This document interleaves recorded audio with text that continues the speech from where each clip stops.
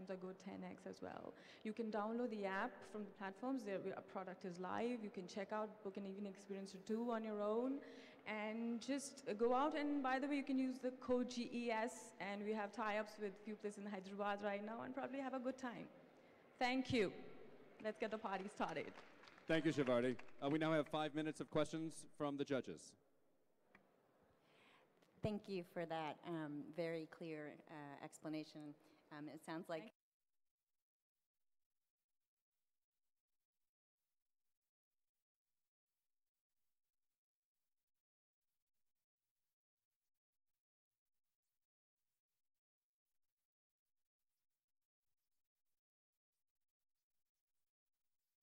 making sure you have the latest buzz product.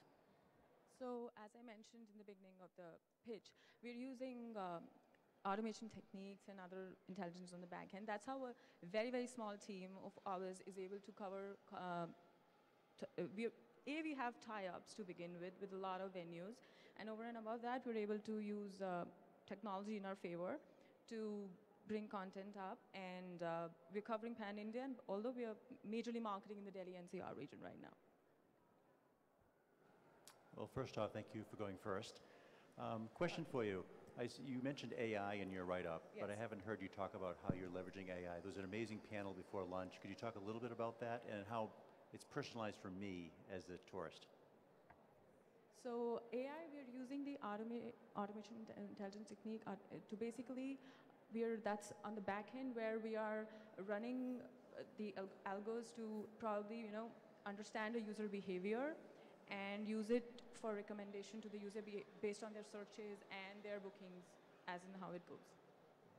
And as a tourist, as you asked me, you just have to know about the platform. So it'll be a very neutral platform for you, where you don't have to go through any middlemen with inherent vested interests, because they're more interested in making commissions, etc. That's a problem centric to India. So and you overcome that, and you have a neutral platform. And before you step into a place, you'll have the ratings, and you'll come to know the kind of environment you'll be stepping into before you decide to have that kind of an evening. Yeah. How are you going to create a little bit of an entry barrier for others? It's how hard is it to copy what you're doing and scale it up with someone who has the money that you're looking for? Yeah. So, Ms. Menon, first of all, our product right now is catering to the Indian market. So when I understand from your question that you'd be wanting to know the entry barrier in India as a proposition. So in that case, first of all, our markets are very unique. So we've had a very deep understanding of the market as we did the product and before we entered the market. And we've curated unique solutions to break this kind of entry barrier that is required in terms of payment cycles, etc. There are so many barriers that I think I'll have to go offline and discuss that.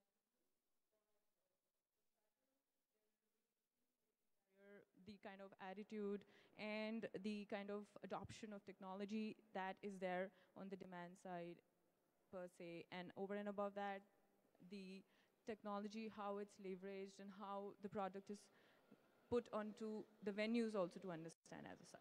Yeah. I can discuss more offline too. Could you talk a little bit to your experience and your team's experience prior to this? Sure. So I, on the management level, there's me along with my co-founder, Mr. Varun Bajaj. And I come from IP background, that's intellectual property rights. I was practicing as an IP lawyer before I ventured into this. But my area of practice was mostly patents and trademarks, copyrights, wherein a lot of entertainment quotient came in, because through a lot of copywriting, trademarks and all for music, etc.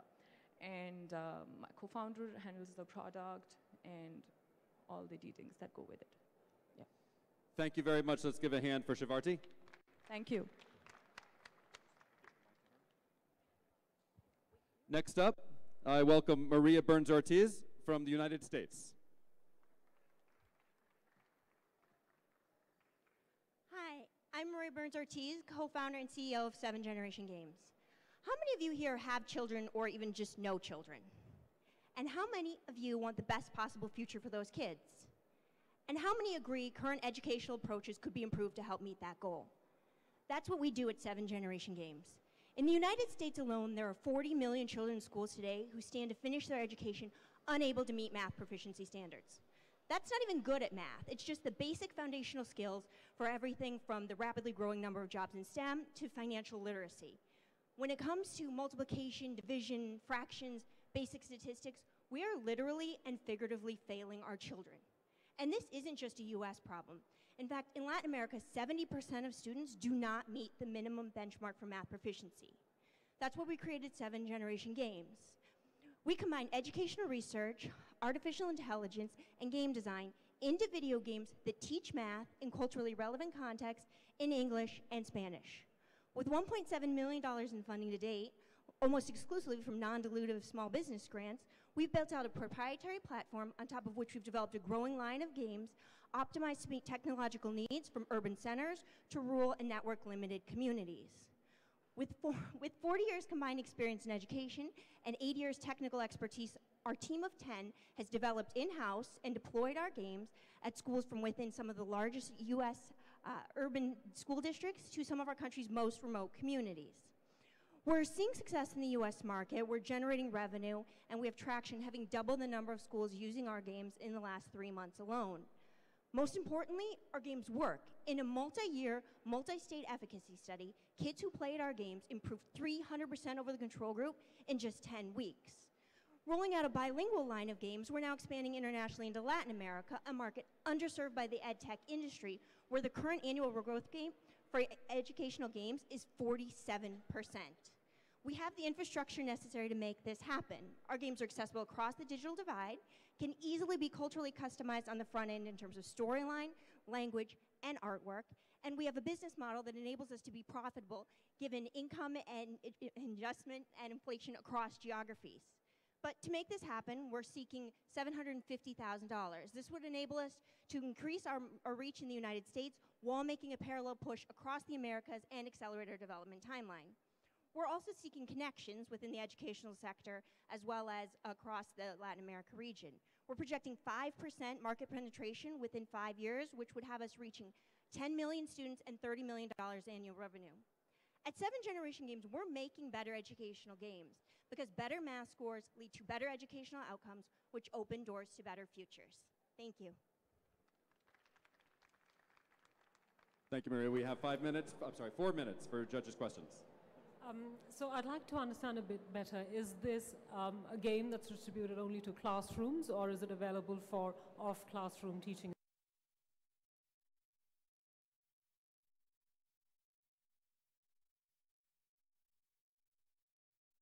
as well? So we've actually, our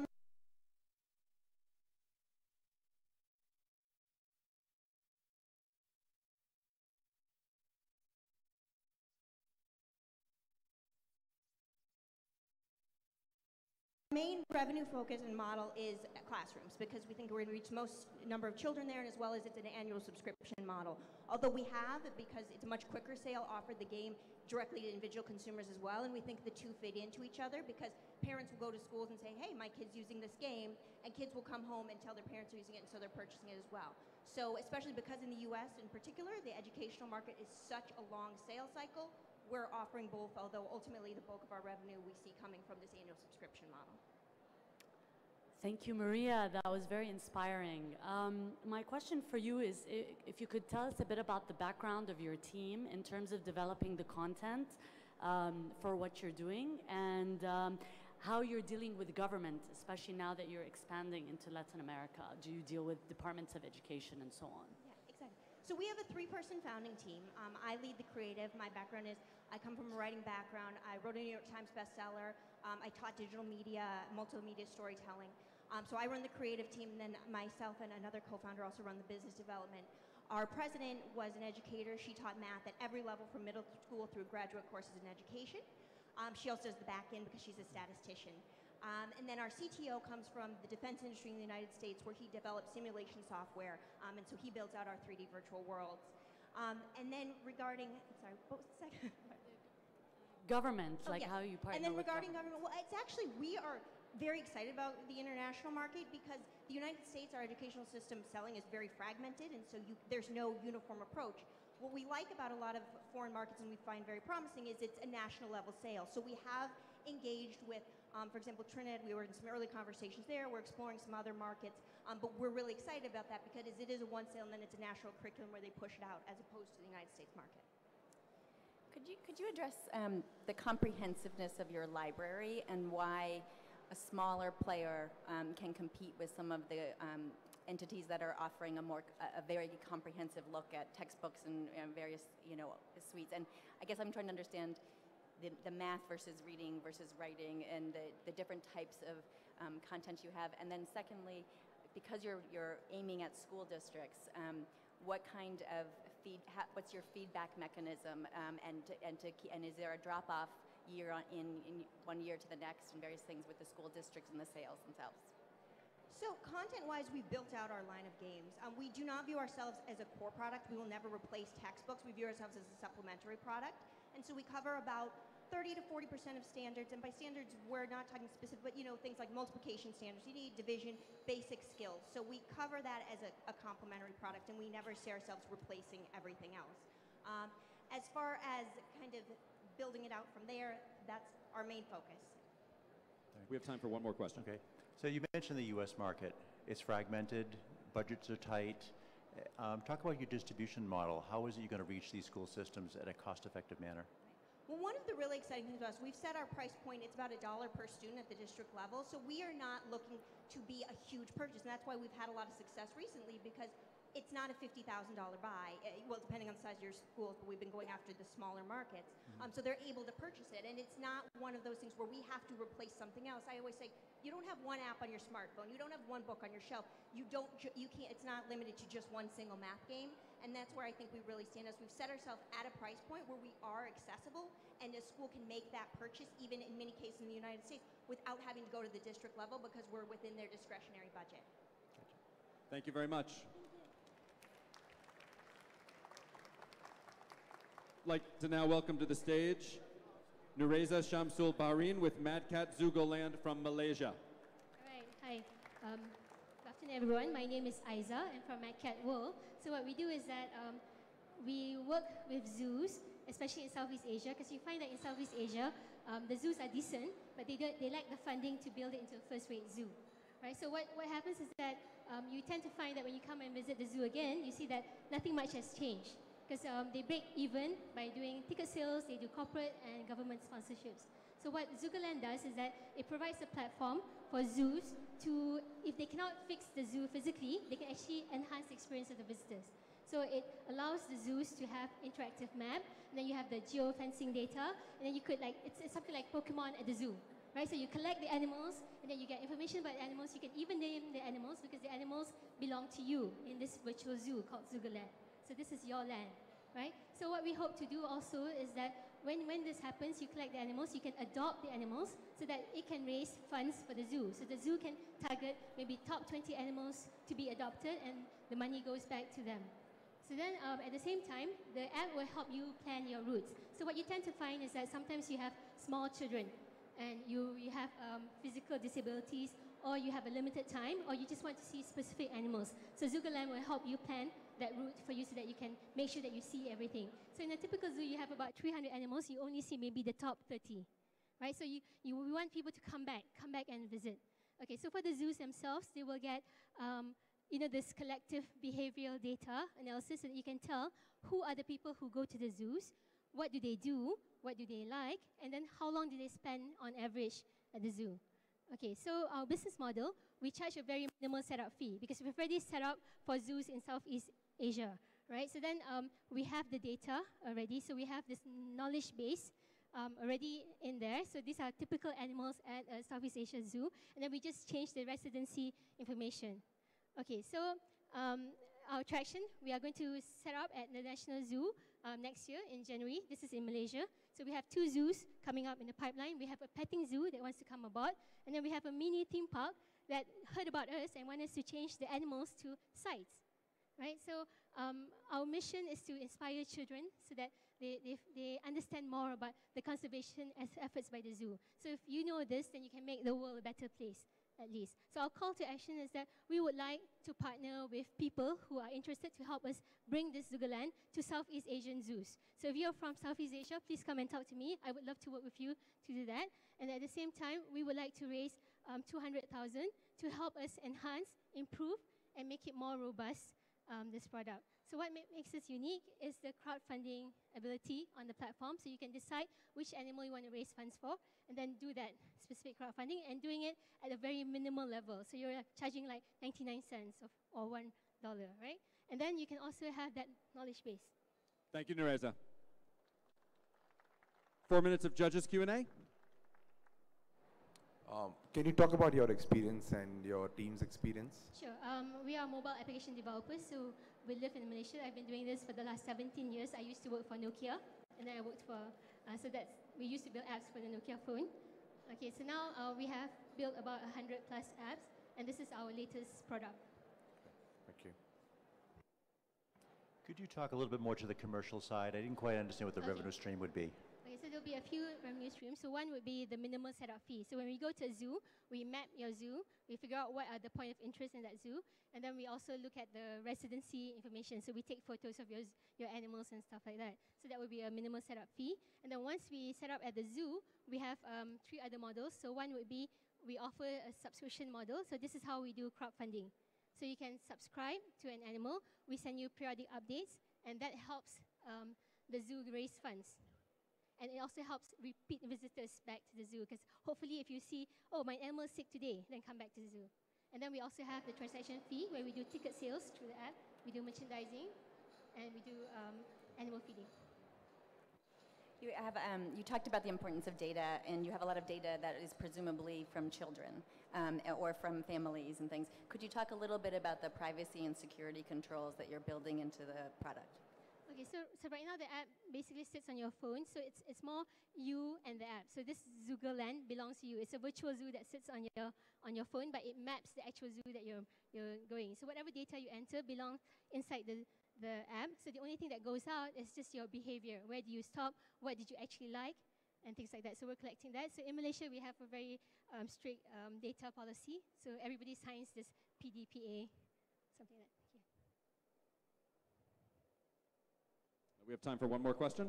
And then I'll ask a question of, let's say you prove the success with the Malaysia and the petting zoo and the various things. What would prevent zoos from doing this themselves? Why would they use you? Yeah, so what happens is that when we talk about minimal fee, it's nothing like developing the app from scratch. Because if development of the app, like what we're doing right now, it costs us maybe close to 500K. So we're going to the zoo and we're charging like 20K.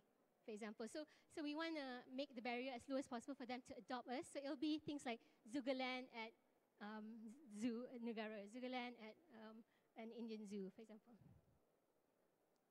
Thank you, Nereza. All right, thanks. Now I'd like to welcome Vaishali Neotia from Murxia Software in India. Namaste. How many of you have tried the Oculus Rift demos at the back of the hall today? Quick show of hands. And have you considered virtual reality use cases beyond gaming? Let me help.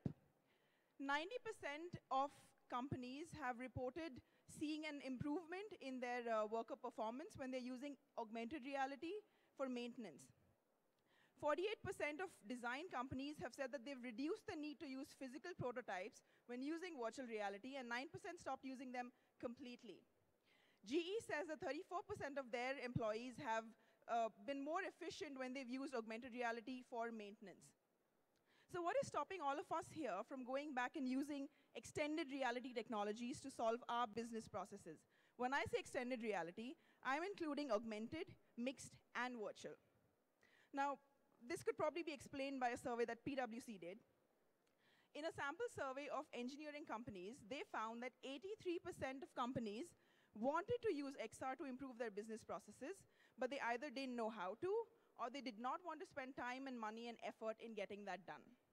Now imagine a world where businesses of any size can create their own XR content and make their top line higher, bottom line lower. The world is heading towards content creation. We've seen it with YouTube, we see it with WordPress for websites, and that's happening with XR. And that's where I come in. I am Vaishali Neotia, the co-founder and CEO of Mercius Software, India's leading extended reality company. We have worked over the years with these technologies solving real-world problems across sectors. And we found the opportunity to democratize the access to extended reality. By 2020, every year, 75 million AR/VR devices will be shipped globally. And those users will need a way to create quick content, fast and cheap. And we have done exactly that. We have created a software which will help you do this. It's called File, press publish, and see it across devices, from the Oculus Rift to the Microsoft HoloLens, iPad, Samsung Gear VR.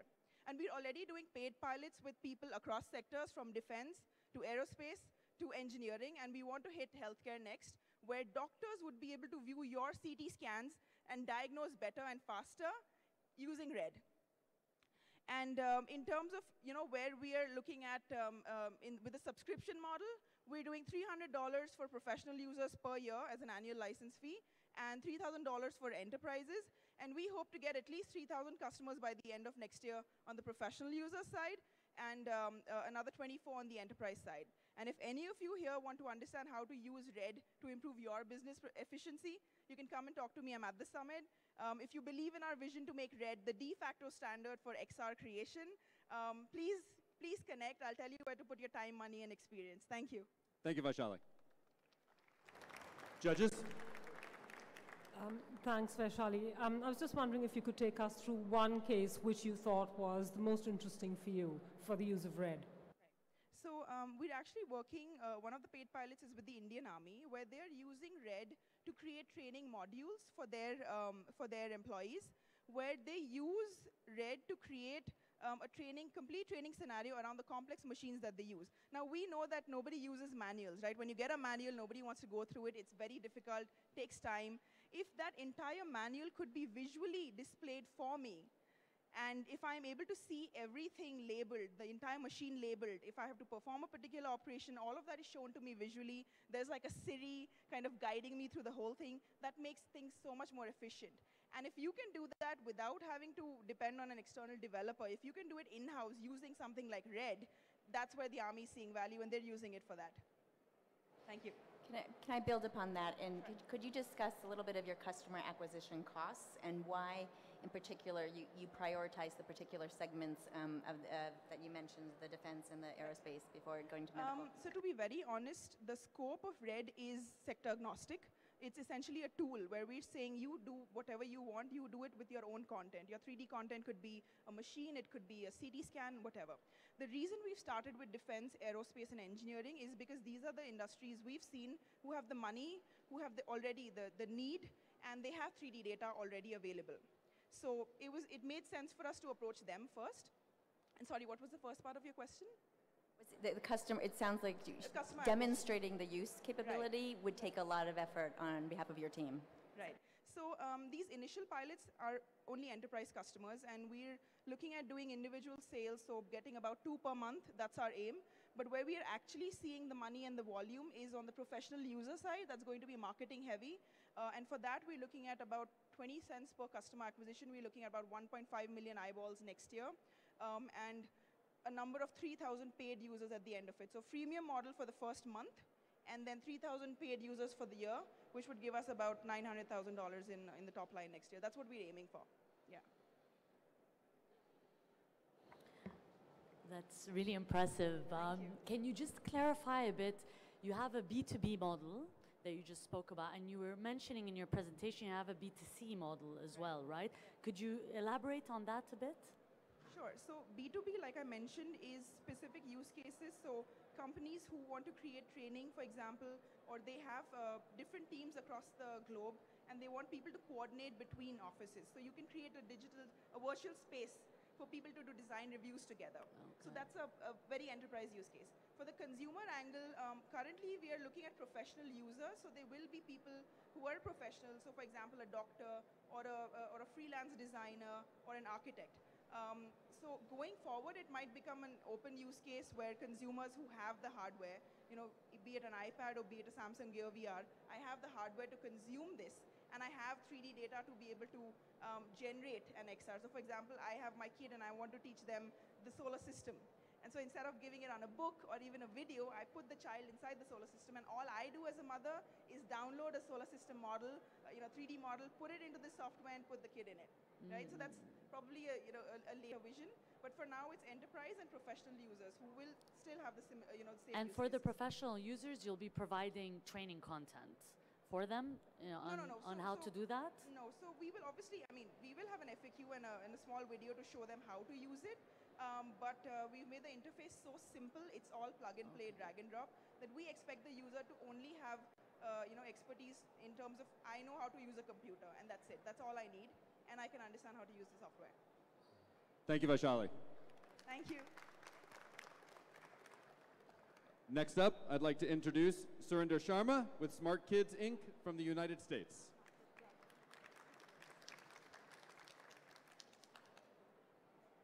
There is a global learning crisis. 330 million children in this world are in schools but are failing to learn. India is the world's biggest school system, and it has a crisis of its own. Half of the 9-year-olds cannot do a sum as simple as 8 plus 9. Half of the 10-year-olds cannot read a book that is meant for 7-year-olds. High-quality educational books are very expensive and not easily available in semi-urban and rural areas. The global edtech spend is set to go up to $252 billion by the end of 2020, with Asia experiencing the fastest growth at 17% per annum. The spending on schools in India increased by 80% between 2011 and 2015. The potential market in India is 21 million children that are enrolled in schools in the age group of 6 to 13 years. Now, Smart Kids Club uses a comprehensive approach to address this issue. We produce high-quality original content for elementary-grade kids, and we deliver it using digital technology, both web and mobile, using subscription model. Our platform is easy to use with built-in assessments and fosters parent, student, teacher, networking, and engagement. Our solution fits all educational settings from rural to urban. We provide subscriptions to parents for about $10 a month. The teacher subscriptions are available with enhanced functionality. We have bulk licensing models for school systems, and we also provide countrywide licenses to governments. Our education in a box preloaded tablet works where there is no internet or electricity, and we plan to make it in India. We are currently deploying in the market with first paying customers. We have about 35,000 downloads, and we have 1,000 plus subscribers. We are currently working in Kenya, Uganda, and India through our partners. Our ask is $500,000 to be used in India for marketing and sales. We are projecting an ROI of 4 times by the end of year 2. We are also looking for partners to work with us in different countries who would like to bring Smart Kids Club into their countries. We have a multifaceted team who is diverse in its talents and qualifications and balanced gender representation.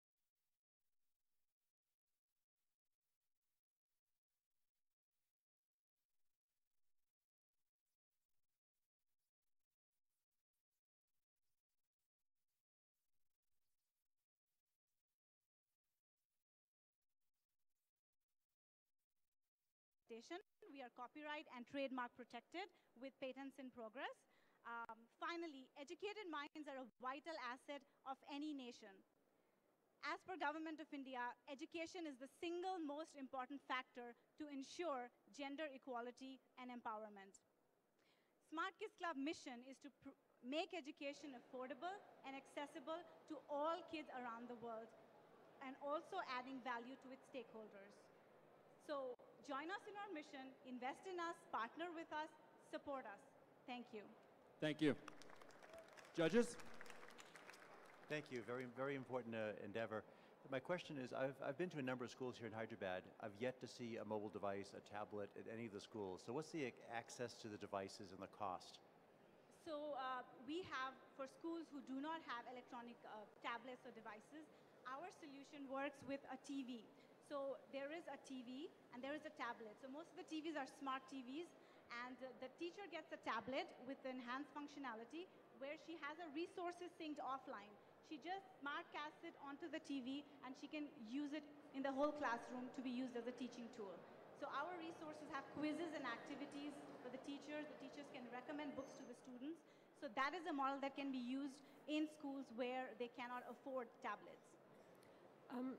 I just want to understand a bit better how you plan to take this to rural schools in India, where even the teachers' level or ability or net savviness is not at par with an urban marketplace. Yes, that's a good question.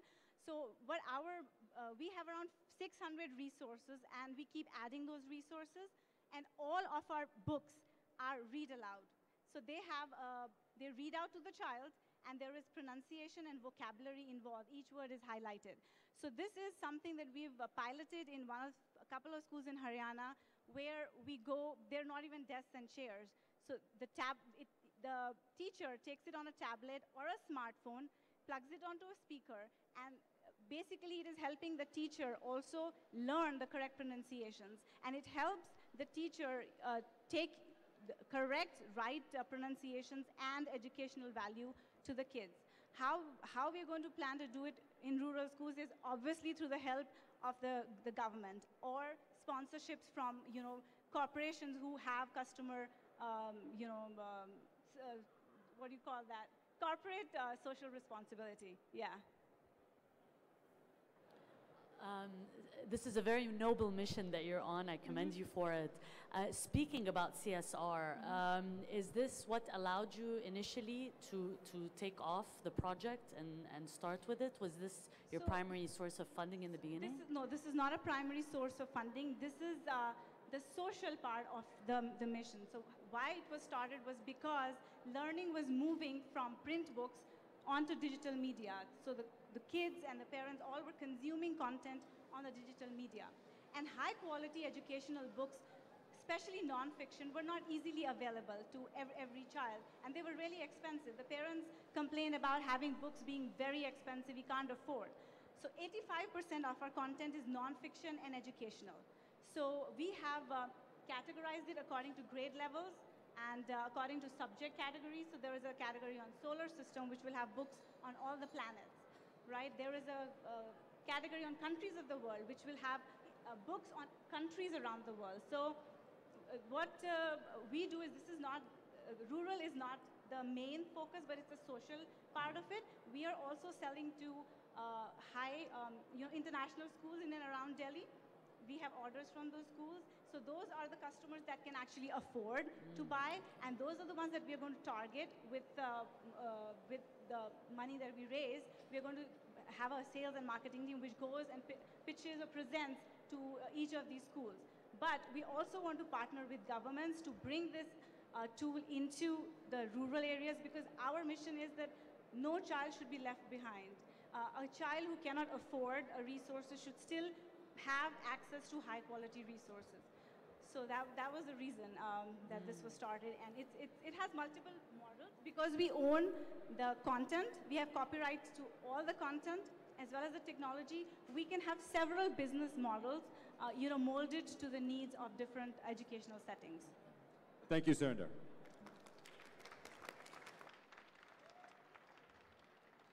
And our final pitcher today is Helen Berkowitz with Receipt Me from Israel. Thank you. Last but not least. Okay. I love Bon Jovi. Any music fans here? Okay. Bon Jovi is my favorite musician of all time. So imagine my disappointment when the concert ticket that I bought went missing. And the paper receipt that I received from the concert venue when I bought this ticket with cash also went missing. I was so disappointed. This is an enormous problem, not only in the media and entertainment industry, but for retail as well. Why? The reason for that is because most consumers lose or throw out their receipts after making a purchase, making it difficult, if not impossible, to return or exchange items. This is especially relevant right now during the holiday shopping season. So what we have in these instances with so much paper receipts is loss of funds, because I've spent money on something that I cannot return or exchange. Wasted products, because I bought something I can no longer use and I can't do anything with. And it also causes a lot of strain between merchants and retailers. I'm a lot less likely to return to a certain store when I can't easily return or exchange something. Not to mention the enormous amount of environmental harm that is caused by millions of gallons of water, oil, harmful chemicals, and trees that are all used to generate so much paper. ReceiptMe is here to solve that problem. In 4 words, we are paperless receipts on mobile. Our digital solution eliminates paper receipts completely by sending a digital receipt right at checkout to consumers' mobile devices. Here's how it works. At checkout, no matter how a consumer pays for something, whether it's credit card, cash, check, whatever, 2 things happen. 1, the consumer gets a quick text message on their phone, sort of like a summary of the transaction, and at the same time, a full e-receipt is sent to their mobile device via our mobile app. This allows for greater efficiency and much more customer engagement, not to mention the benefit to the environment. What our competitors are currently doing, they send receipts via email. You've probably experienced that yourselves in many different stores. We believe that email is inefficient because it's slowly going the way of the dinosaur. Nobody really wants more emails in their crowded inboxes. Often we don't even get them anyway because of typos and junk mail filters. Our digital solution is more efficient and it's faster, and no one has to manually scan any receipts. What's also important is that our system really enhances the in-store retail experience and also lowers the cost for retailers, so they don't have to spend millions of dollars in receipt printers, ink, cartridges, and all those kinds of costly expenses. Thank you. Thank you, Ellen. Judges? It would seem that Amazon is one of your biggest competitors with online shopping. How do you respond to that? So, great question, thank you. We're really focused on in-store purchases. E-commerce, of course, is an enormous market, but we're really focused on in-store purchases for clothing, food, concert tickets, and any kind of physical good that you buy in a store. E-commerce is sort of a competitor, but they do send via email, and we're not really doing that. Could you walk us through, I understood very well the experience of the shopper. Could you walk us through the merchant and what they need to do to enable this, and why this product over another solution that they have that helps them on their own accounting and things in the back end? And then if you could touch on the regulatory implications you may face with all of this data, which includes very sensitive things like credit card numbers and what you purchased. Right, okay. So ReceiptMe is sort of a 2-pronged system.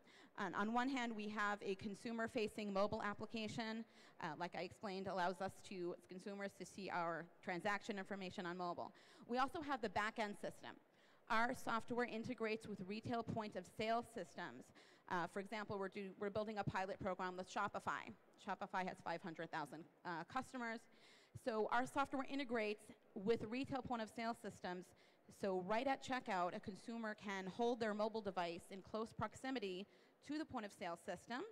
And using wireless technology, our software triggers a function to send that digital information right at checkout. You asked about privacy and security and regulatory. Okay, so that's definitely a concern, and it varies country to country, and even in the US, state by state. We will be regulatorily compliant with regulations. Just as on a paper receipt, if you think about the last thing you bought, if you used a credit card, it doesn't show the full 16-digit card. It only shows the last 4 for security reasons. It doesn't show the CVV. It's just a summary of the transaction information. So we will not have access to full credit card details. We will see the same information that you see on a paper receipt now. Let me just add, thank you. You are beyond living on a prayer today. Thank you. Great job. We're now going to give the judges about 5 minutes to deliberate, and then we'll be announcing the winner. So if you've stuck it out this long, stick around, because I know you all want to find out who the judges pick. Thank you.